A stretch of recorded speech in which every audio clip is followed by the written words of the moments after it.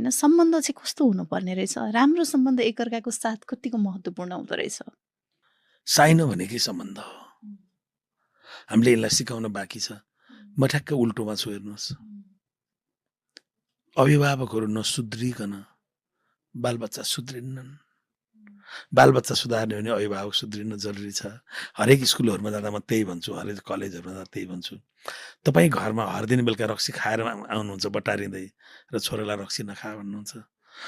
दिनभरि तपाईँ साथीहरू भेला गरेर घरमा तास खेल्नुहुन्छ र छोराछोरीलाई तास नखेला भन्नुहुन्छ तपाईँको घरमा तपाईँले सुर्ती खाएको 7वटा प्याकेट थुप्रो छ त्यहाँ डस्टबिनभरि छ तर तपाईँ केटाकेटा सुर्ती नखा भन्नुहुन्छ आफै पैसा दिएर चुरोट र सुर्ती किन्न पठाउनुहुन्छ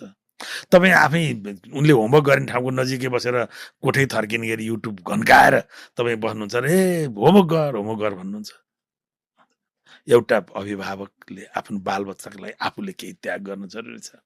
तपाईँ पनि आमा हो म हजुरबाउ हो नि होइन हामीले कहिल्यै होमवर्क गरिरहेको नानीको औँला समातेर नानी आज होमवर्क देखिरहेको तेरो औँला दुख्यो कि कहिले भन्यौ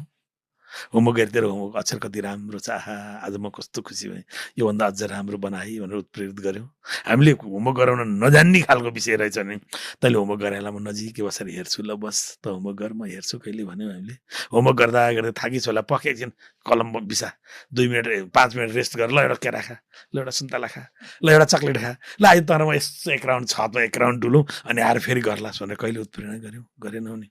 अनि हामीलाई चाहिएको छ आदर्श बच्चा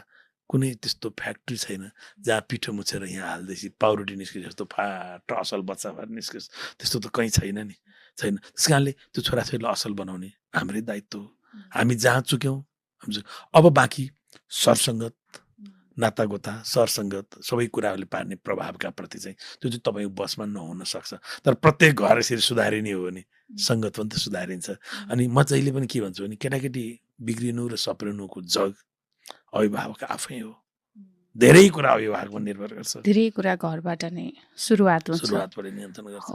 म बेलुका घर पुगेर मेरो 10 वर्ष नातिनीलाई नानी त सुतेइस् माम खाइ कि खाइनस् आज होमवर्क थियो कि थिएन म आउनु ढिलो भयो सरी नानी आज मेरो यस्तो यस्तो कार्यक्रम थियो यहाँ गएको थिएँ यस्तो भएको थियो के फरक पर्छ सबै कुरा बताउँदाखेरि खुसी हुन्छ नि भोलिपल्ट स्कुल जाने बेला 7:30 जान्छे